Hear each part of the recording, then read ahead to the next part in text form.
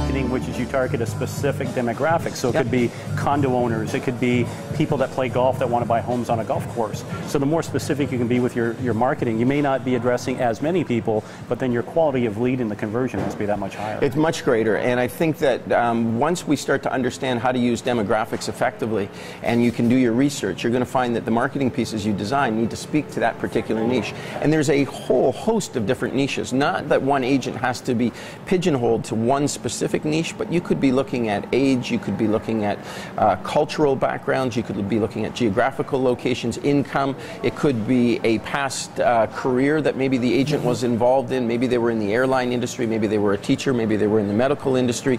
Any one of those could be developed as a separate niche market on their own. Once you understand that and you design your marketing pieces to speak really strongly to that particular niche, what you'll find is the cost per marketing piece drops because we're advertising or marketing to much smaller group, but the return per piece goes up significantly. Now that's only one piece of the equation. First of all, you have to be able to identify what niche you're going to best connect with. Then you're going to need to design marketing pieces and branding pieces that will allow you to step out from the rest of the group so that you become the go-to person in that market. And then from there, you're still going to need to use the skill set from a previous generation, where at some point you're going to need to communicate with them and take that opportunity and convert it to an actual sit-down appointment.